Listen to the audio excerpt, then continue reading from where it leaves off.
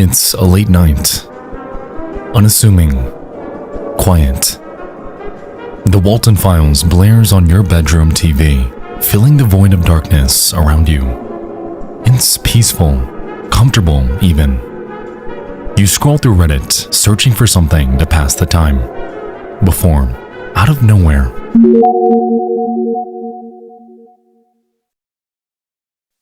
a lone post by an Emerald Spring populates your feed.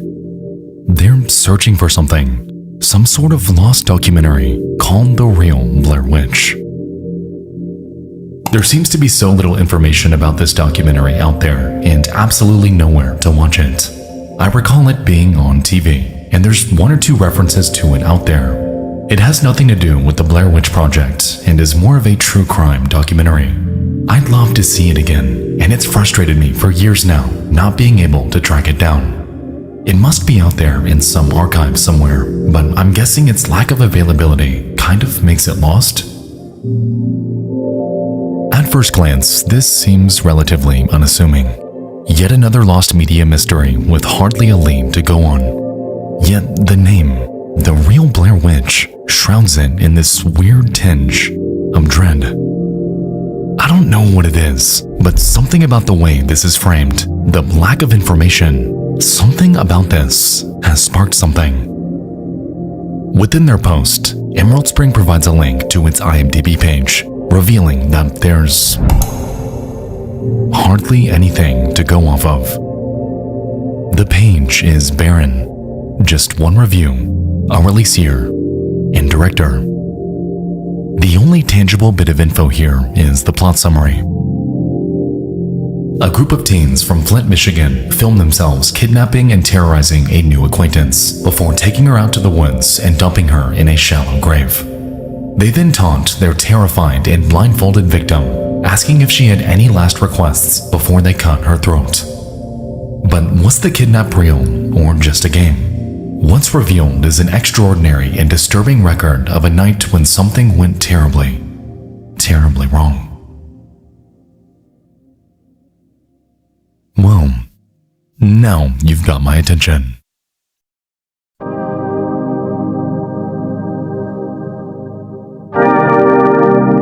With such a graphic, visceral description of such an inhumane crime, curiosity in this case took off on Reddit. Comment after comment poured in, expressing interest in tracking this footage down. Most believed in its existence, others not so much. Regardless, though, the common theme here was intrigue. The Blair Witch Project, back when it came out, was horrifying, and the implications of someone recreating this in real life to torment a very real person sounds like it's straight out of a nightmare. What in the world did Emerald Spring watch back then? What truly is this? Over the following weeks, whispers about the doc's existence would trickle in. Mentions in online articles. A trailer on a production company called Raw TV's own Vimeo page. But what really sent this mystery into the stratosphere was nearly an entire year later when a Redditor named Transbian8787 would chime in with the revelation that no one saw coming. The Real Blair Witch, as it turned out, was very real. However, ensnaring nearly everyone involved.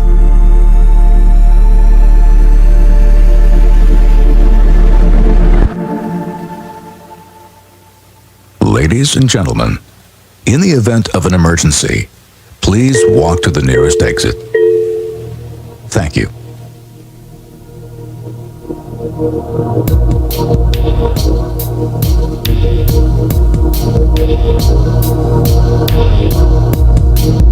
When the Blair Witch Project hit theaters in 1999, it didn't just scare audiences, it changed the horror genre. More than just a film, it became a psychological experiment that made people question what was real and what wasn't. The setup was simple. 3 young filmmakers set out to document an old urban legend, only to vanish without a trace. What remained was the footage they left behind. But unlike traditional horror films, this story had no scripted feel, no heart-stopping jump scares, just raw, unfiltered horror. The shaky camera work, improvised dialogue, and eerie silence between panicked breaths all made it feel as if it were set in reality. And that was exactly the point.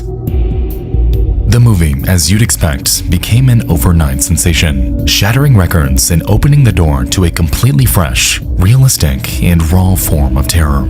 However, its impact stretched well beyond the film industry. Suddenly, horror fans, amateur filmmakers, and thrill seekers were heading into abandoned locations and recording eerie footage, and the internet soon became a breeding ground for low-resolution videos claiming to document real paranormal encounters. Some were easily debunked, others less so. And that's where things began to take a strange turn. Because when an entire generation starts to believe that some of the most terrifying things can be caught on a simple high-8 tape, it's only a matter of time before someone tries to prove it.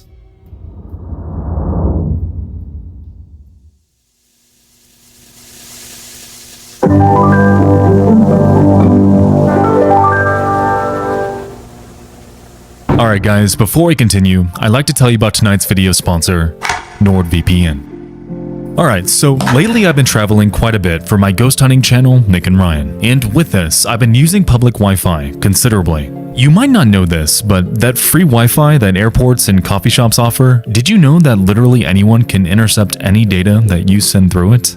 Anyone with the knowledge to do so can jump onto these networks and peer in on your browsing history, things you say, anything that you send through it. I'm sure you can see how big of a security risk this is, which is exactly why I recommend NordVPN. NordVPN is an intuitive and essential tool that I wholeheartedly believe everyone should use. It encrypts your online connection, protecting you from visiting malicious sites and granting you complete anonymity when browsing the World Wide Web.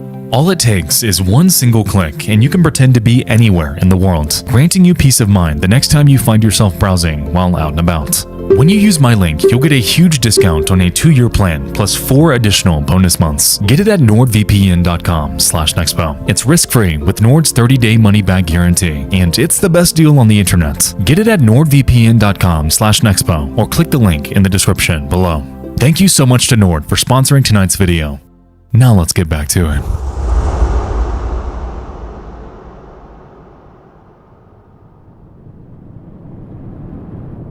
February 2002.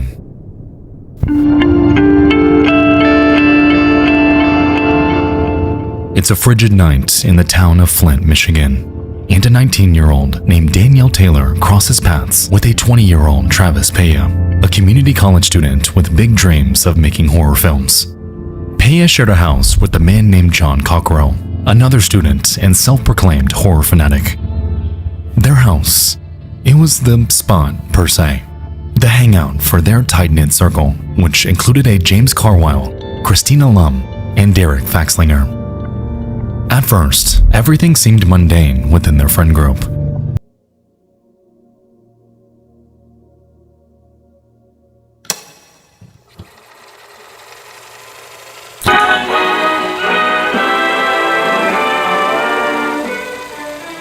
It looks like an ordinary day in the USA, but in the city of Flint, Michigan, all is excitement. Even the small fry are buzzing.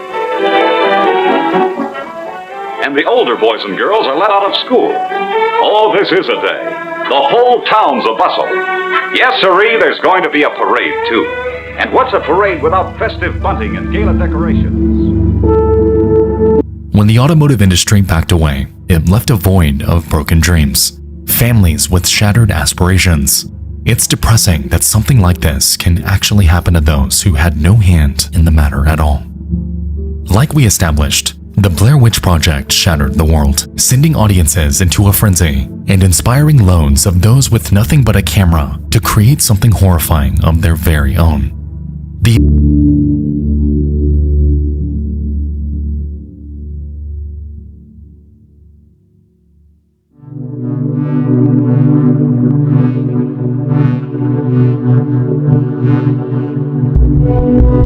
In the following days, Danielle Taylor, reeling from the incident on March 6th, would revisit the Peya home.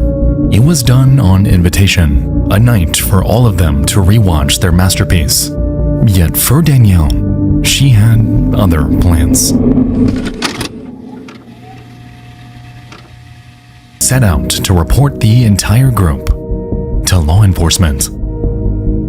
Within a week, the lives of Jonathan Cockrell, Travis Paya, Christina Lum, James Carwile, and Derek Faxlinger, everyone involved in perpetrating this stunt, would change.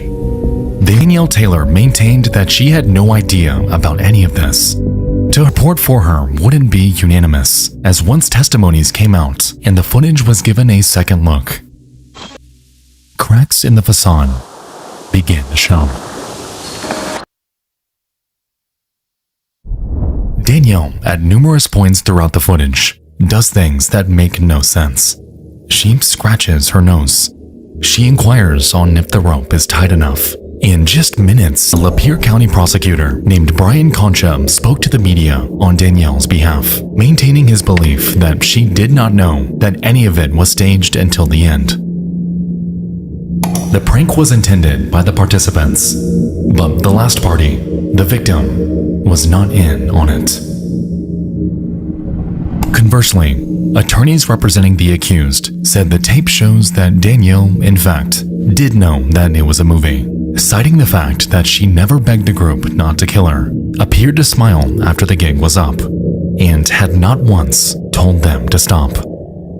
She pretends to play dead for about a minute, one said. If she truly thought she was going to be buried alive, she would have struggled. As we can see, all we have here is a he said, she said situation. No one here ever knew the answer on if she were acting in this stunt. Not the prosecutors, not their lawyers, no one but Danielle Taylor.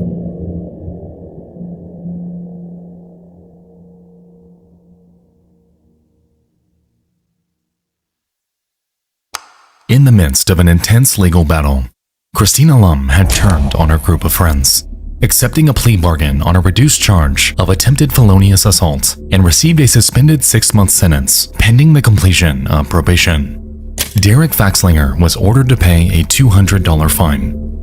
Jimmy Carwile received a 4-month sentence, while Paya and Cockrell got 8 months. All suspended sentences following the completion of probation. All of them inevitably served their time and got out. However, in the end, another affliction entirely would befall them.